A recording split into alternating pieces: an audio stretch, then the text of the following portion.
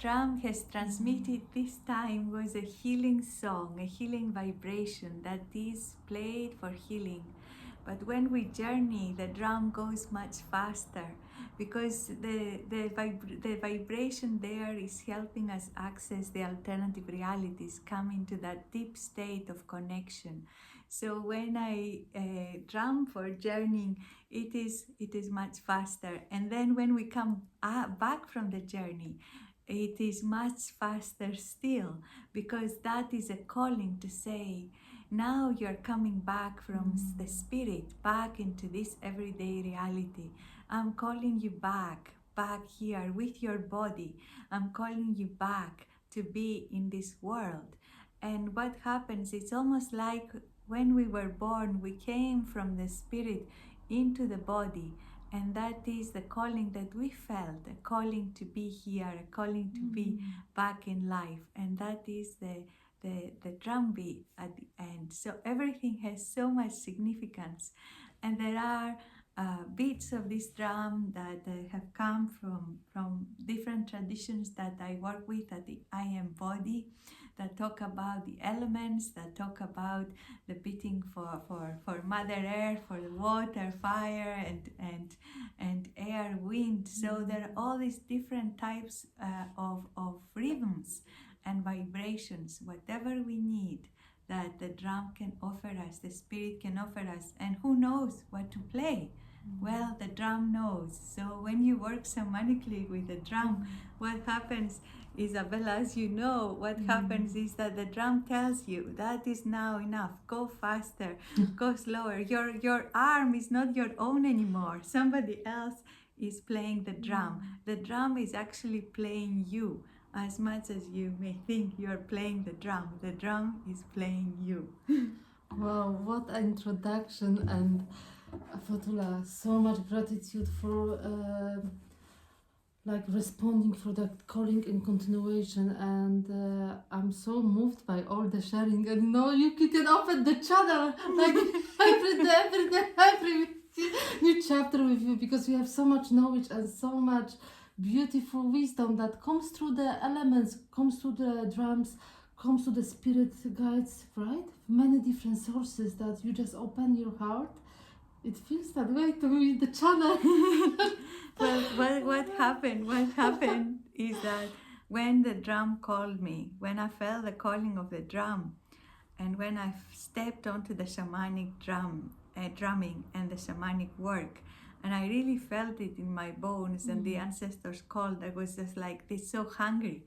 I felt, I didn't know I was so hungry, but I felt this hunger for ceremony, for knowledge, and I know other people feel that too. And it was something that said to me, you have to do this, you have to learn, you have to go and find out, you have to properly train, you have to go and do this. And they say that at the right time, the teacher appears. And I had that experience where I was finally at the right stage of my life where I could do that. And I learned as much as possible. And then it was just the big calling to go to America to study with Sandra Ingerman, to do the teacher training there, which is one of the absolute best teacher trainings you could do, because Sandra has incredible experience, and she is just another teacher with such wealth of knowledge that offers everything, doesn't keep anything back. So that says, if you want to work, this is, I'm going to help you, I'm going to pray for you, I'm going to show you, I'm going to empower you to do the work. So I was so empowered to go to America. And then the other thing that came to me was to learn about the earth and the vision quest.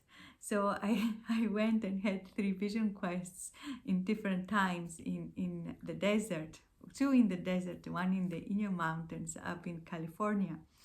And in the one in the Inyo Mountains, I had this vision. Well, in a vision quest, hopefully you get something like a vision or a calling from spirit.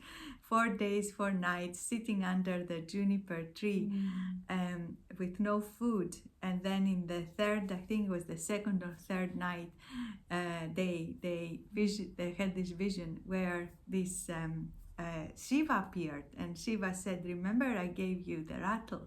meaning remember your shamanic work. And he said, you have to go to Tibet. And I said, can I go to Tibet? Because I was drawn to Tibet a few years back. So that was the first time I wanted to go to Tibet was 2012. But it was not possible. There was all these visa requirements, and basically there was no way we could get the visa from to go. You need very, very strict requirements at the time from the Chinese government to go to Tibet. So I was not able to go. But so when Shiva came in 2013 saying, you have to go to Tibet, I said, how can I go? So Shiva said to me, you will find this shaman called Bola. He's from Nepal, go and find him. And I was looking and I couldn't find him. And then I said to the spirits, look, I can't find a website or anything like that. He said that check in that particular place. There was a newsletter that Sandra Ingerman still does, called the Transmutation News. And the spirit said, if you go to July 2008, they were very specific, go to that one. And at the very bottom of that one, I went, at the very bottom, there was his email address. And also, I went to Tibet with him and the Himalayan tradition, and then I went to Nepal a few times, and now he's coming here to Scotland, and I co-organize with another practitioner and teacher his workshops. So I've been learning that tradition. Recently, I linked with the Siberian shamans, and I've been learning from their tradition what is the drum, how they view the drum and everything. And they've been sharing with me. And I asked also the woman who does them, who I came into contact, she brought me into contact with them. And I said how they view all these things about shamanism being just Siberian only, or Mongolian, or about this word of shamanism. How do they view it about, giving me this knowledge, who I'm not born from there. And it was so beautiful what they said, and really touched my heart, because this is who I am as well. This is how I love this work, and this is how I view it, is to help everybody and help the earth. And their view, what was told to me from those people, was that the earth right now really needs people to wake up. And we can't do it all by ourselves. So we need you to start waking up and sharing your gifts and coming to that place where you bring these traditions back in service to humanity and in service to all, and also in a very respectful way, but to not keep it hidden. Because in my tradition in Greece, I spoke about it the last time I think we were together, it was all very hidden. It was just in the one family, and everything happened within the family, and nothing was shared from the person who was doing the tradition, the ceremonies, who was doing the shamanic work. They would never share what they did. They only told you, this is what the spirit said. You couldn't sit and see, oh, what are they doing now? How do you do that? It's not allowed to be shared unless they are training you. And when your training is finished, then they stop doing it. So it's always only the one person. So it was all very, very hidden. And now is the time to share. And my helping spirits, even from my own tradition, they have shown me how I can share. And it's very respectful, and it's about our times. So we're living in very interesting times. And there are times that there's a lot of energy moving, and some people are still living in fear.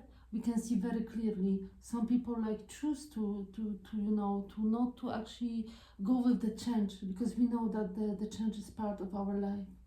And I feel it even if I think we see the catastrophe happening, the floods, people are dying, but this is all part of change. And so Fotoula, how we can really support that movement that is happening, and also the trusting our heart with the pure intention of growing, and because there are like a lot of also like the nature sacrifice a lot of beings, souls are passing by also through the land, but we have to not to support to the grief is part of it, but really support that transformation and go towards the light, as with that, Yeah. with that change. Yeah, so I have learned something from, I had wonderful teachers, and one of them was also a Tibetan Lama. And what I learned was something that I already knew in my heart, but this was really emphasized in that path, was true compassion comes through detachment.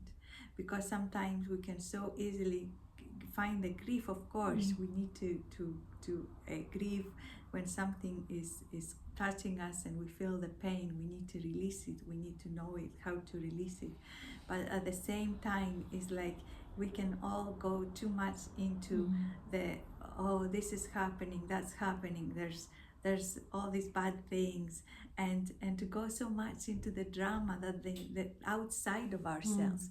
It's like this drama is pulling us out of ourselves. It's saying, listen to this, this is happening there in the other part of the world, but you are afraid here. and then you all day you talk about it, you energize it, you keep energizing it, and your mind can never stay quiet. So it's only in the quiet space that we can really listen to the inner voice that says, yeah, by just worrying about all of these things, you are energizing them. You are actually making that which you fear much stronger, and instead you are not accessing your own resources and your own wisdom to do something about it. So sometimes, the for my way has been a way of ceremony. So I do this ceremony. The spirits ask me to do this ceremony, which is a ceremony about about freedom from corruption, freedom of the conditioning, true sovereignty of the human being, the awakened human. This is what we are praying for. Now, we might never see this in my lifetime, and I don't mind. It's I am just, we are all part of a lineage. We were the ancestors, we'll be the descendants. We are all part of this cycle of life. That life is not linear, it's circular, it's the sacred circle. And for me, what I feel is that let's do our bit. Let's not worry, let's do our bit, detach and say for the highest good. I don't know what's the highest good. As a human person, I don't know that, but I'm doing my bit. So on equinoxes and solstices, we do the dance of the sacred spirits, which is a ceremony in Glasgow, and it's basically it's a voluntary possession. So we are being possessed by the helping spirits of the light. Only enlightened beings allowed. We don't, nobody else. We allow these enlightened beings to come and dance through us and bring all the energy through the movement, because the movement is very important. And we do then the psychopumping, that we help all the spirits who are not enlightened and who are stuck cross over to the other side. We do beautiful work, and the ceremony is one and that is very powerful. Then we have some quiet time and we share some cake and Creek Mountain tea. So it's little things like that being in circle. My way is ceremony. To move something, you need to put your intention, and the intention is very important because it comes from the heart. Do not write an intention like from the mind, because that is your mind again, what we think is true. But sometimes it's taking the drum or the rattle and sitting there and just speak out your intention, and what comes from your mouth may not be what you thought I was going to say. And that is a very powerful thing. And sometimes people do that, because I invite people to do that, saying let's set our intention. And what happens is that they sometimes say, I forgot to say that. Because the mind comes and said, oh, you forgot to ask for this, you forgot to ask for the other thing. But at that point, when you spoke, when your spirit spoke, it spoke the truth, what is really important to you. And we say to the mind, the spirits know everything, even if you didn't say anything. They know that you are praying also for something else. But what you spoke at that time that came from your heart is beyond even this world. You might have spoken about you awakening, about being the light, about being in service, about something that was not so much in the physical, but it was very true for you in your heart. And then when the rattle goes around, you might think, oh, no, I needed to speak about my job and my boss and my other things, and I need more money and I need all of these things. So you might have thought, I forgot about these, but your spirit didn't think them as important. Otherwise, they would have been spoken. And in any case, It's okay. We're gonna pause for a minute. We are here back. So Fotoula, for you, the way to go through life with life, face things is like ceremonial way. very much is the ceremonial way, is the shamanic way. And of course, sometimes we need to talk things through and understand that, of course, we need to speak about things, getting them off our chest, but also for to bring the energy, to bring the spiritual energy, to bring the movement.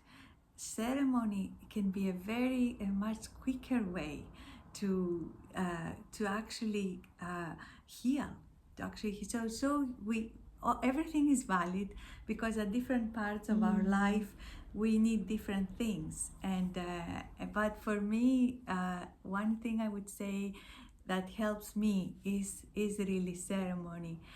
And if I have something, even I want to release something in myself, I see sometimes something in myself, because I'm very self-aware. I try so much to be, and if I do something, the spirits that I work with, they hold the mirror for me and they say, look, what you've done is not so hot.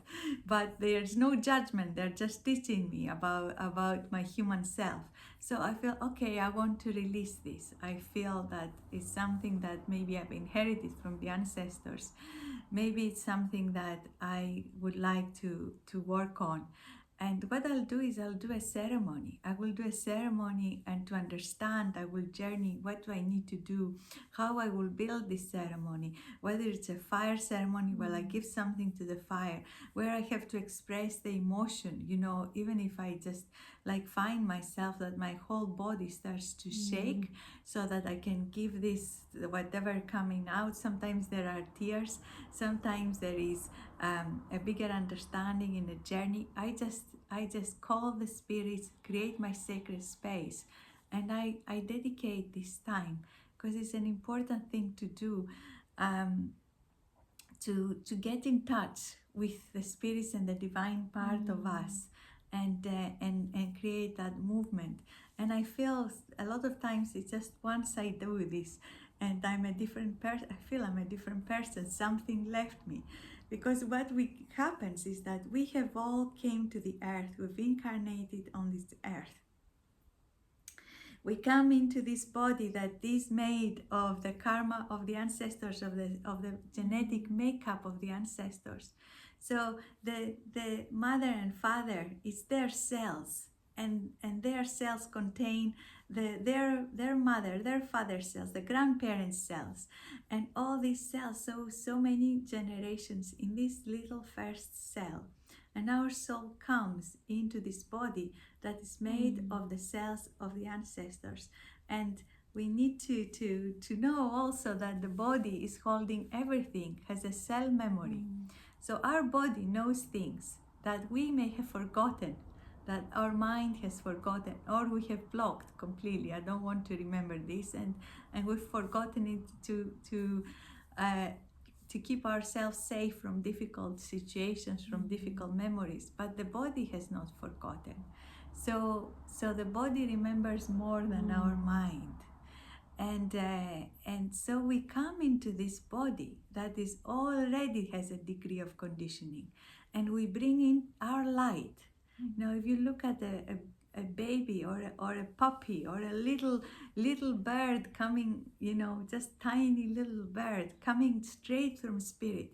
There is all this light radiating, and this being is much more awakened than the adult. So we may think, oh, it's only a baby. This baby doesn't know how to feed itself, can't dress itself, nothing. It doesn't know anything of this world. And there is the instinct there that tells you need to do this to survive. There is the instinct, but there is nothing more than that. This baby cannot even speak to us, and is so open, saying, I can learn, because it's spirit.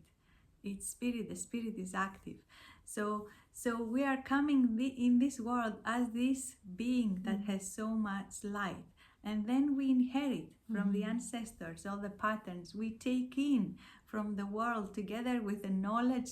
We take in all these other beliefs, all these other conditions, all these other behaviors, and all of that. And Fotoula, because this is something what I was thinking today, and before, I was gonna ask you also, this power of sound, it's incredible, because it's you during the ceremonies, healing session I received from you. It was very powerful, was beautiful, and I'm very grateful, because it came in the time when I was really needed and was grieving a lot of things. So I feel it and sometimes things takes time to process and change and transmute, and the trust that this ceremony works anyway, somehow anyway, and it's coming for the best way to support me and heal you. And for that I'm so grateful, because I really felt this love and compassion that you hold for others. It's truly incredible when you meet someone that works from that space of heart, and also you invoke the healing through the sound, through the vibration, through the breath, through the drum, through the rattles,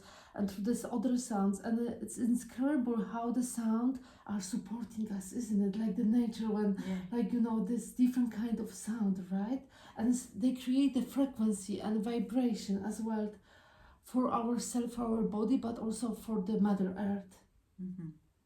Yes, the power of the sound. The sound is very important in the shamanic work. So, sometimes, and also the silence, but the sound is very important. So the way I work, and I was taught, and in my tradition, we use a lot of song. And I find there is sometimes a blockage in the throat from us Western people, that we're not able to sing, or people have been told you cannot sing, and I say it doesn't matter, because the song, like the drum has a song. The singing of the drum is the vibration of the drum that enables that spiritual energy to do the healing. So even the Siberian shamans, is the vibration, it's the song, is the sound. But we also have a vibration here in our throat. We have that vibration, we have that power of voice, but the throat chakra, if you like, or the throat center, is closed in so many people. So what happens there is that we cannot access this beautiful center, but when we sing in ceremonial space, when we sing power songs, what in shamanism we call the power songs, when we sing healing songs, what happens is our own throat chakra, not just the client or the student, our own throat chakra opens. So then we are able to transmit sound. We are transmitting also light. We are transmitting light with our own voice, with our own body. It's not just the heart, the hand chakras. It's not just the eyes. It's the whole of the body, and it's also the sound.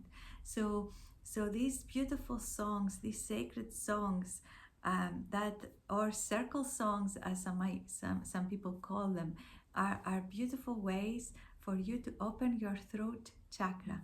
And I remember once that when I started doing work and learning soul retrieval, that so many times the spirits came and said, you've done the soul retrieval, and the soul part came back.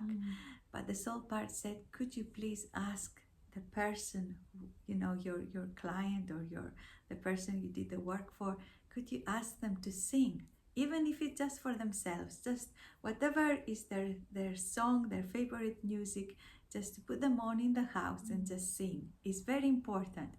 And when I share this with people, they say, oh no, I hate my voice, I don't want to do this. Yes. This is like asking me to climb Mount Everest. It's not possible. But sometimes the spirits have a way of helping out. And sometimes my clients write back and they say, you would never know. I found myself in a place, it was a wedding or it was somewhere, and before I knew, I started singing, and it was just incredible. And it has happened so many times that I think we get so much help.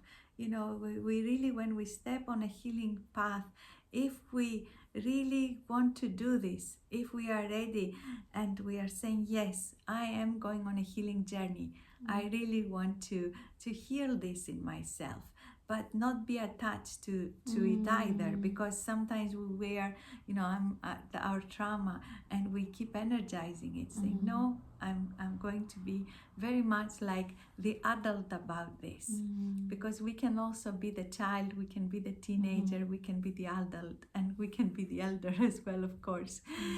But we can say, yes, I'm going to work on this. There is so much help. The amount of times that I said something to people saying, oh no, I can't do this, don't no. I said, but your soul is asking you to do this, it's so important. I said, no, I can't. And then they write back and said, something happened and I was placed in that situation. Before I knew it, I've done what you said I should do. And it's wonderful. And they say then it was like something incredible, because it wasn't what I've done, it's how I felt. Because our soul wants to feel the reassurance that we are listening.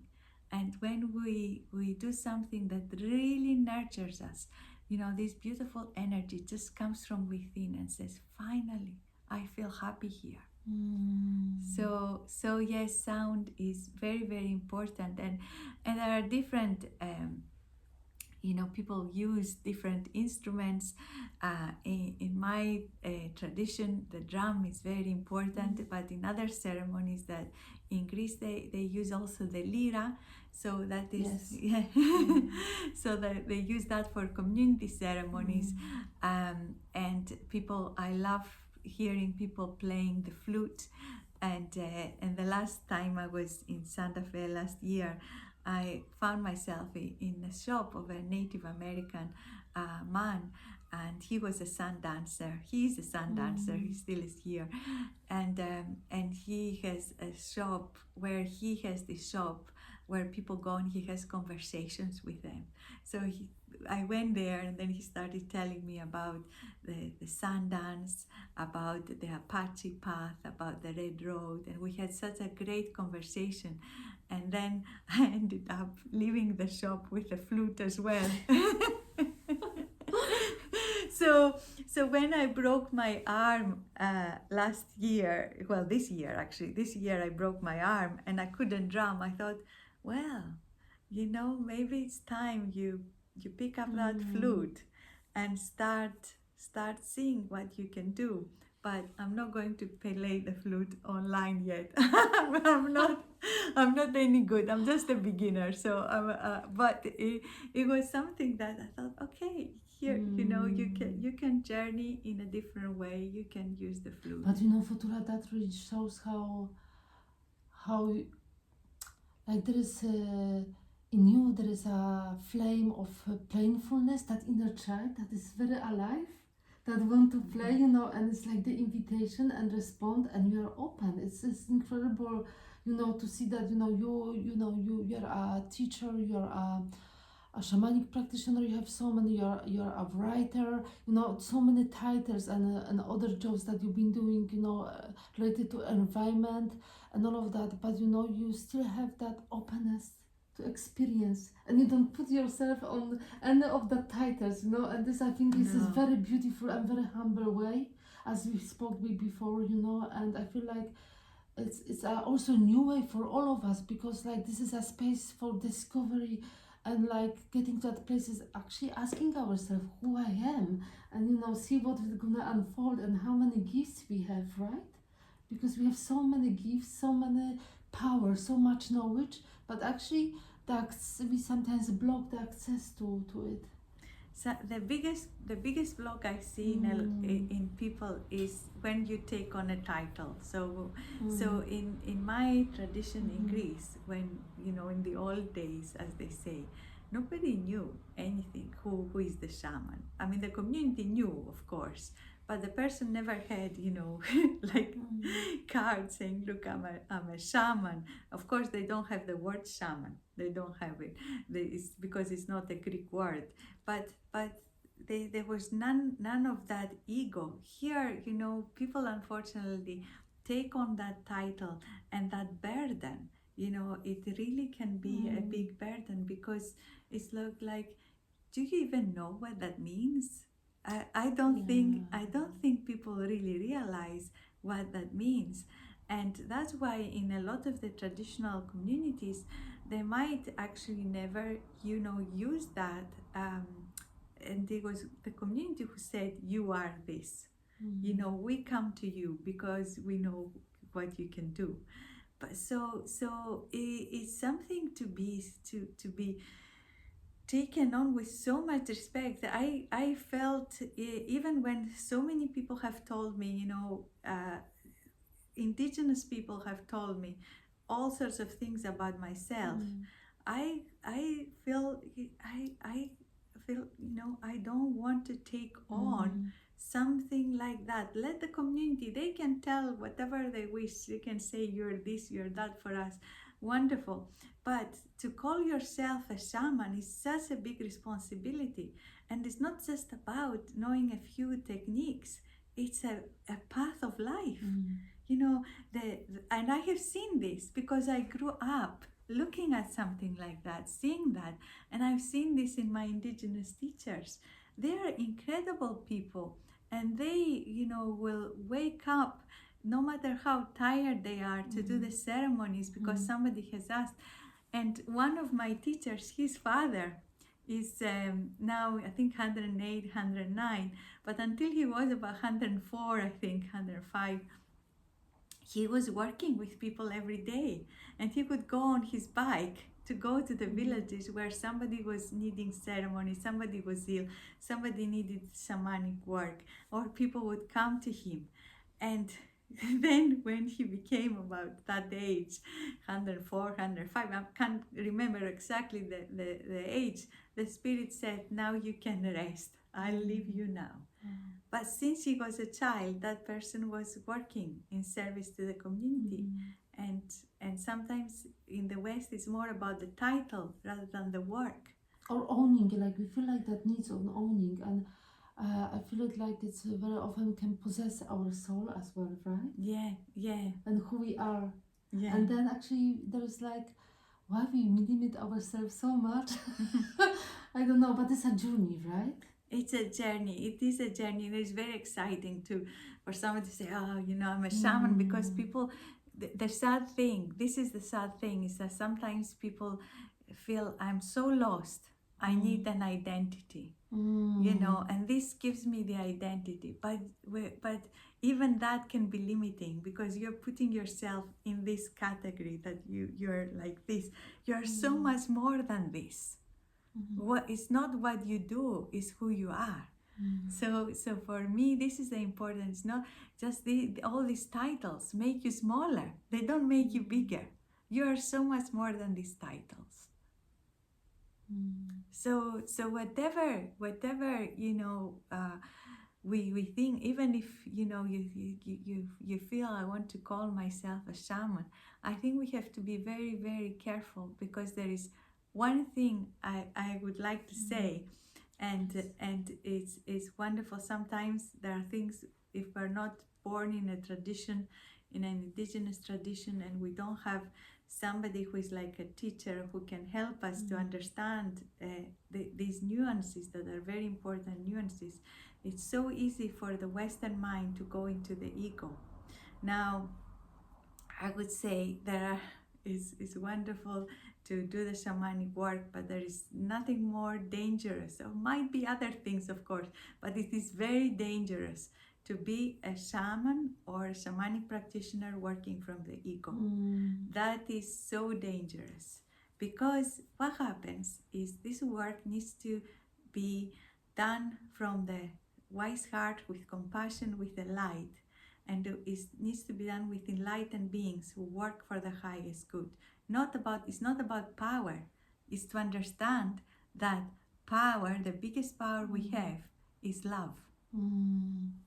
You think love is something like fluffy? No.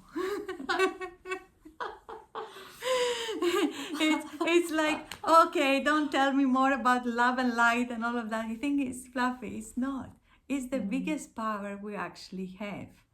And when you come to that point of realization, then you will see the world and yourself with different eyes.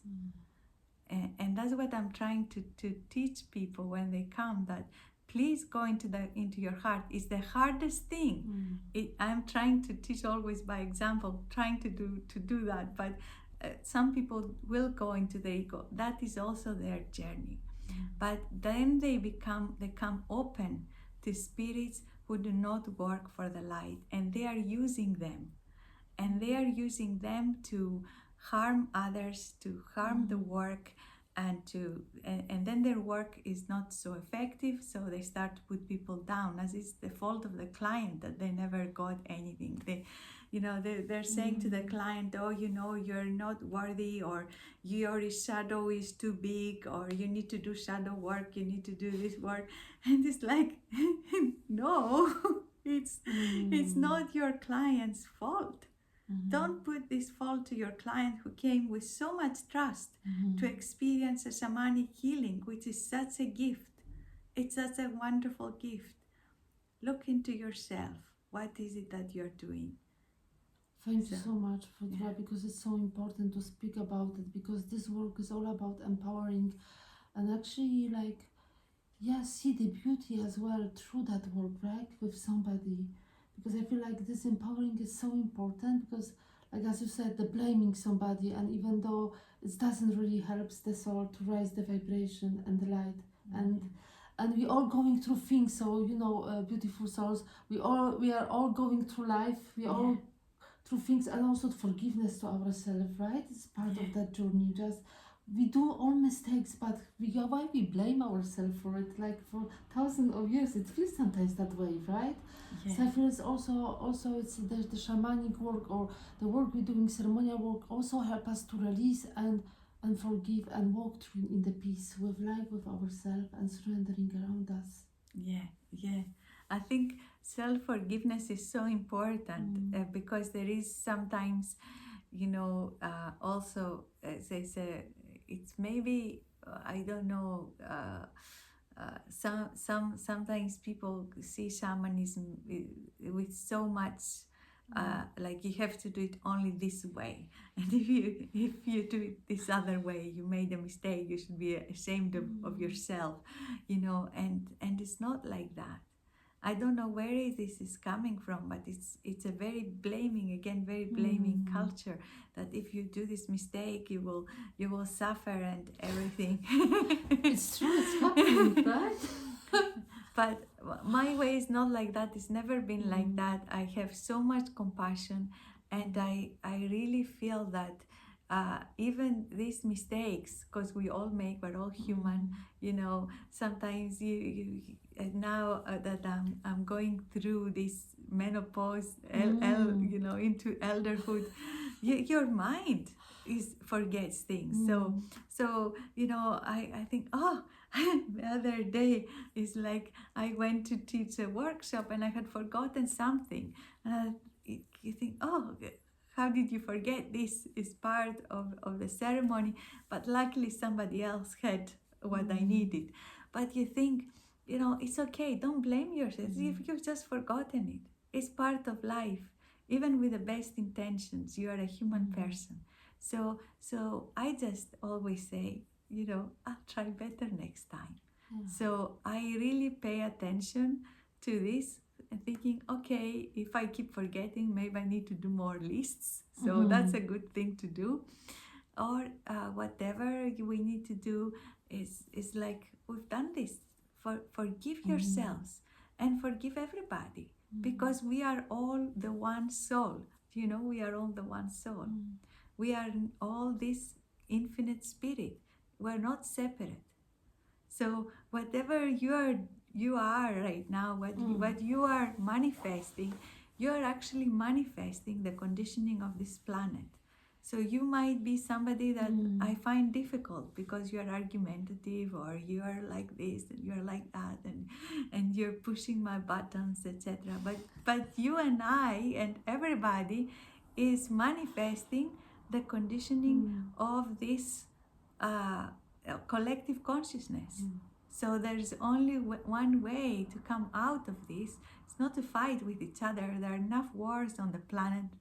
We can actually, instead of make war, we can actually start to elevate our consciousness and say, thank you for pushing my buttons. I see what you're doing.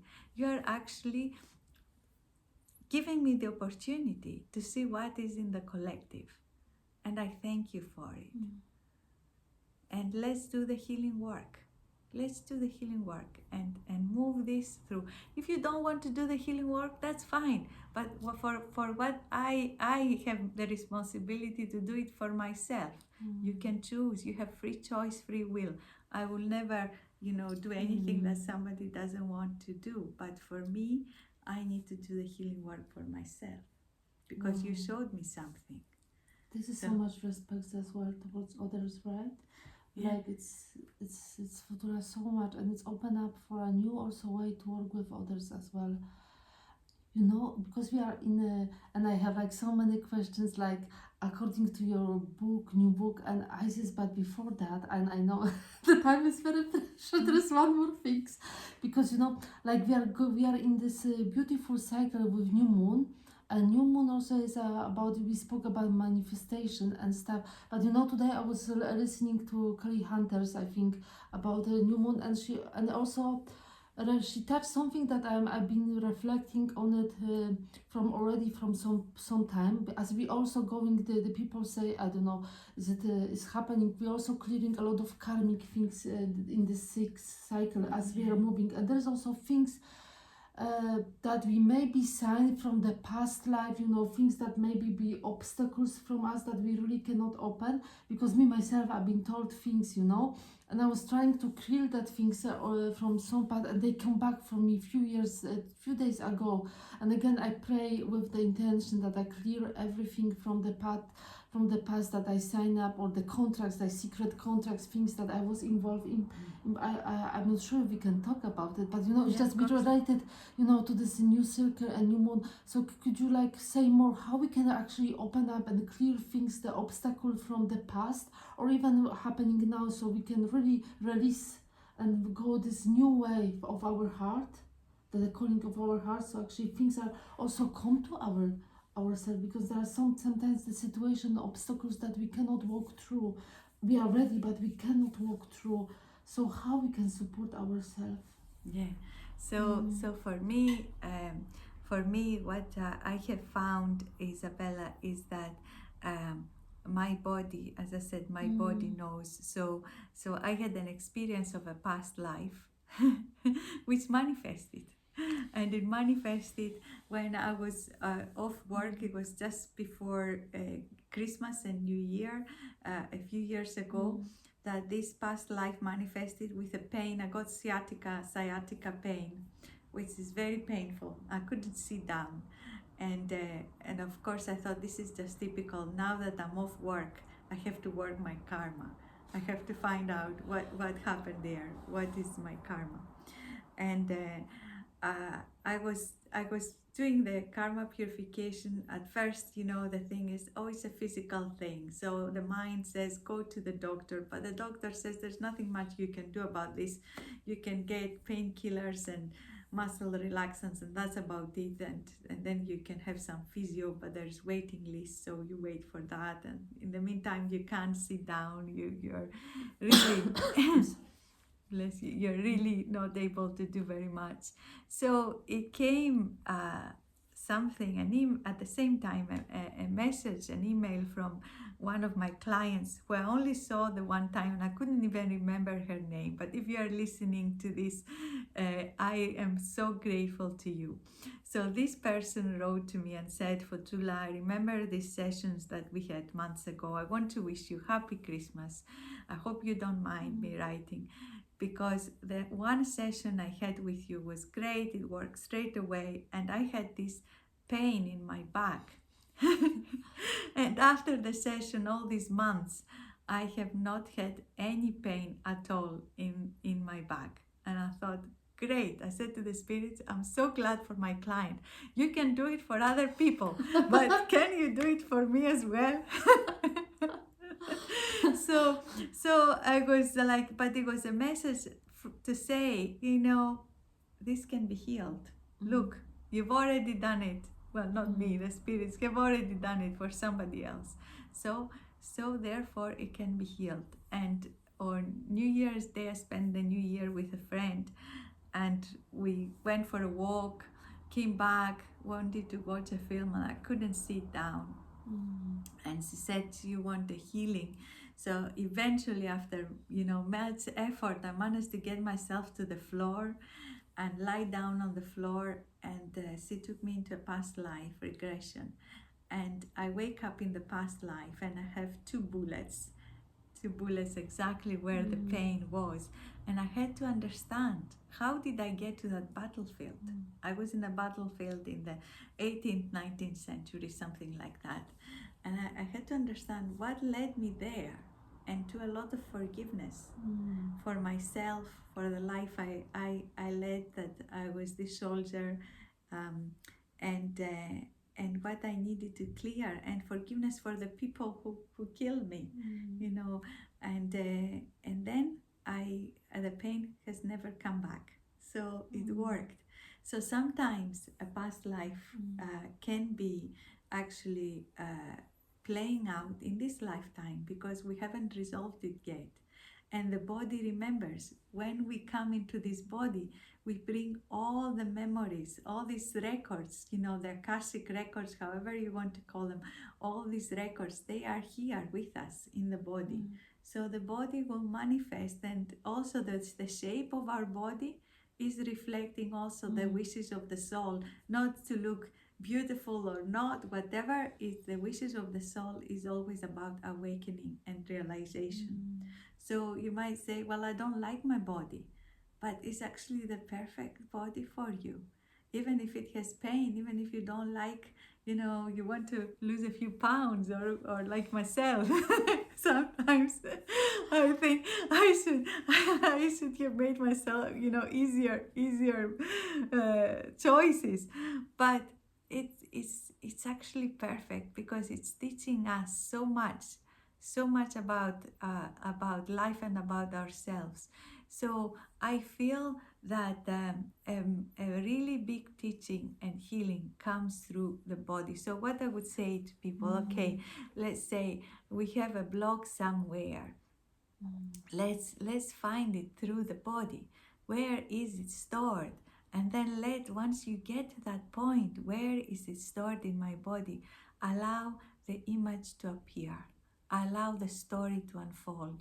It may be quite emotional. It may be that, I really don't want to go there because I can feel there is something there. That is all good.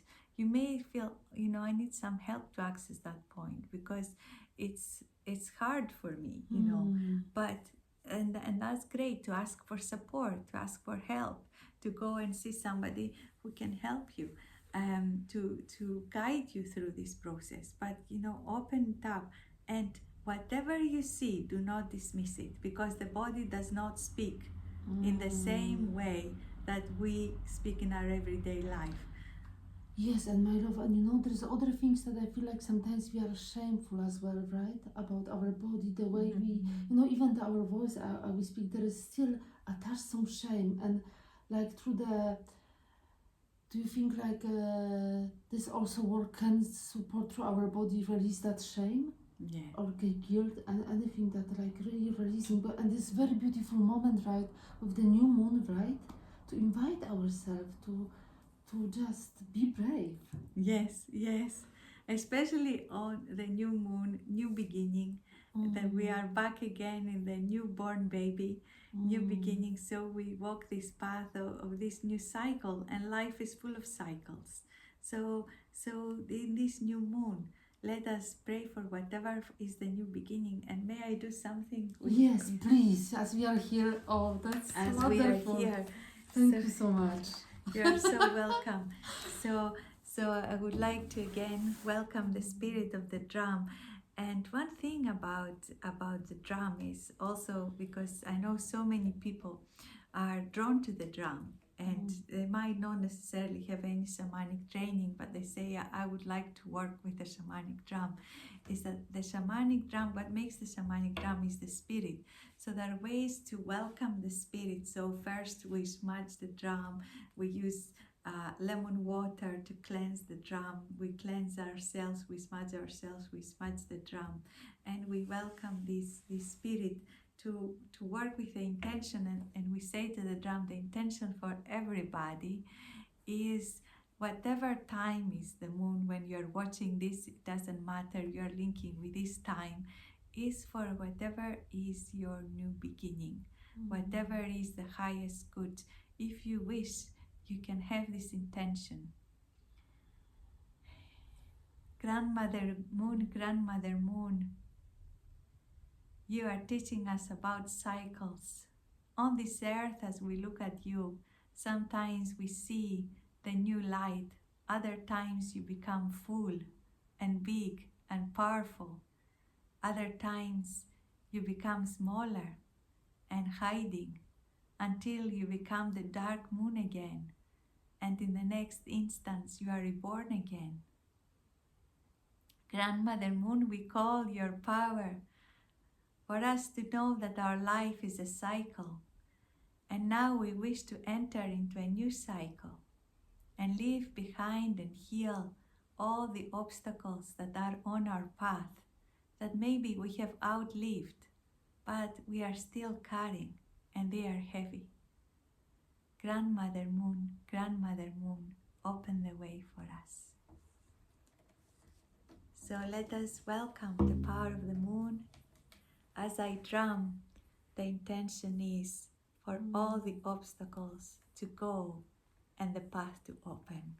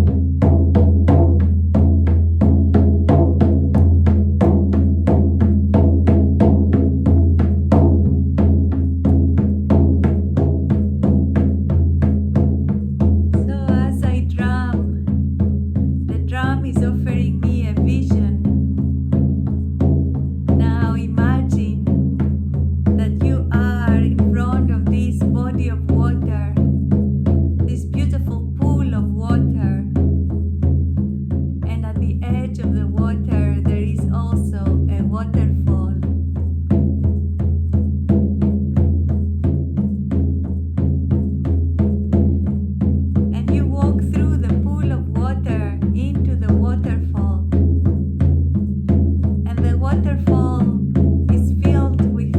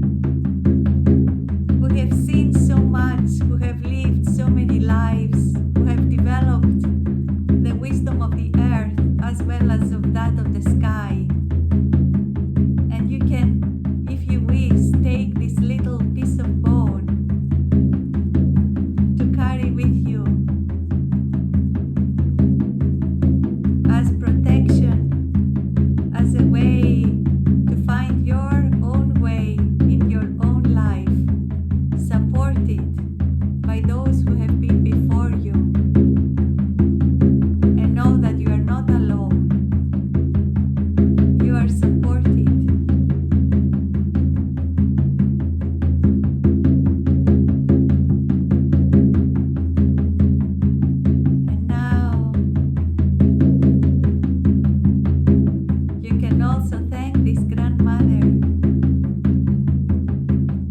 It is time for us to go back.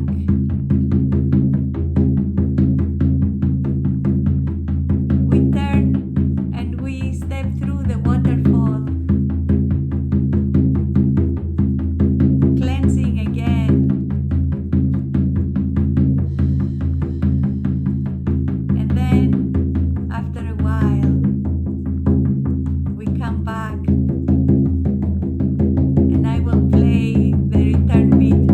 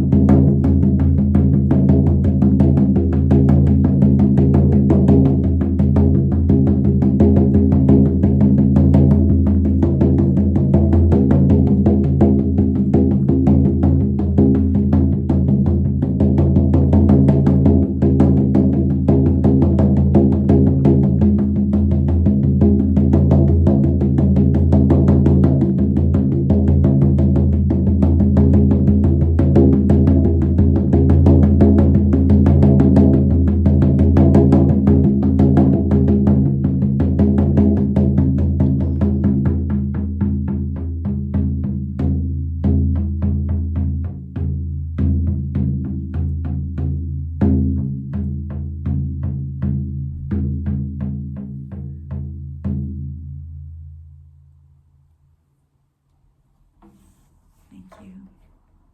And we thank the drum. Thank you.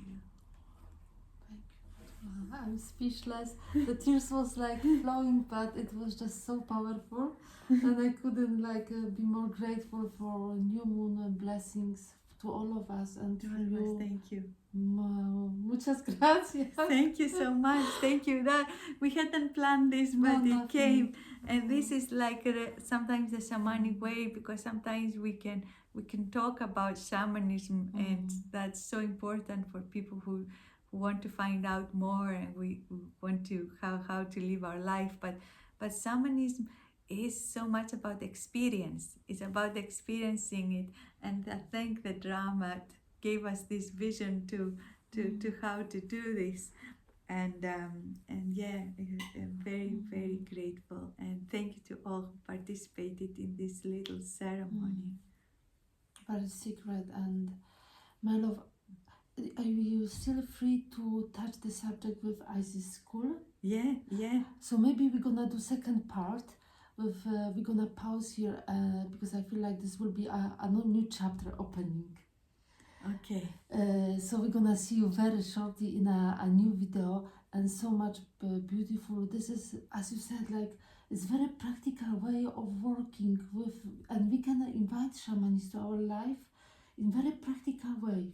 It doesn't need to be as mystical. It is mystical as we think, but when we just invite to our life, to our body. Yes. So for those of you who would really like to learn the shamanic work, there is a way. In the past it was very mystical. It was very secret, but the spirit manifested in people, and it's always been manifesting in people. It's like the spirit finds us, even when we people say, I don't want to do it. Somehow there is a calling. So, but in these times where we live here in Scotland, and maybe where you are, there is the opportunity to really delve deep into this art. It's an art of shamanism, and I feel there is so much that this art can offer us. And for me, it changed my life. I could really say my life before shamanism and my life once I stepped onto this path. And I am a completely different person. I get so many emails where it's like my shamanic practitioner course classes. People are graduating. I'm so happy they're graduating this weekend. And I got these emails to say this course changed my life. I'm a different person now. And people will do it. Some of them will practice out there with clients. Some of them will just do it for themselves because they are on a spiritual path. because it's so much more than learning healing. It is actually becoming who we really are inside. This is, we can do really great shamanic healing if we actually find out who we are inside, because that's where the treasure is. And you teach a lot in online, in person as well, right? Yeah, yes. So how people can find you? We're gonna put the link, but again, like Yeah. So it's the Isis School of Holistic Health, because Isis is my helping spirit, is not Egyptian shamanism, it's classic shamanism. And I I've done the teacher training and with Sandra Ingerman. I'm very much a very active member of the shamanic teachers there, the global network. But I also bring all the experience from other indigenous teachers and my lineage, which I have permission to share. I have not stolen anything. Everything comes with permission. And what it's given is to help people in their own work, whatever they need, whatever we need to grow.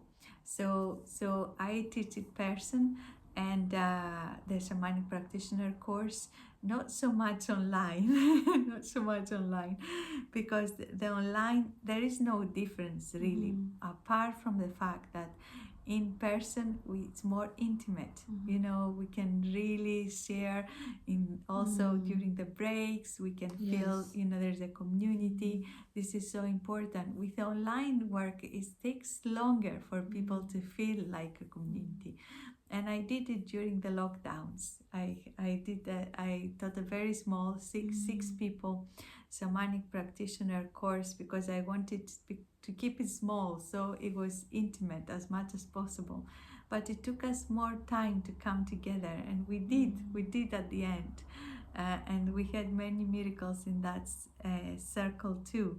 And people could not have come here, first of all because it was locked down, and these 6 people were in different parts of the world. They were east, west. Somebody was doing this in the middle of a war zone. You know, you can just imagine that they were doing this course in the war zone. So we had an incredible and deep time, very deep time.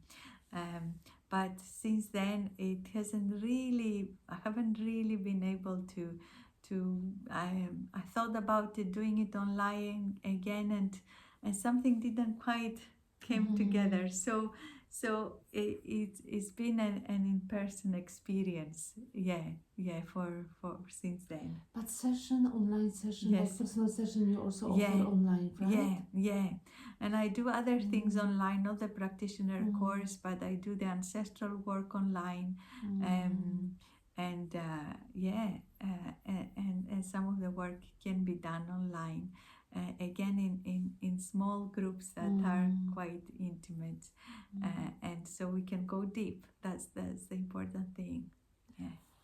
Wow, again, surprise! Thank you Thank you so much, Fotoula. It's and we're gonna continue in a minute. I'm very touched. That's like the soul. I could feel it, the vibration and the prayers and the intention, and to all of us, to the earth as well, to the spirit.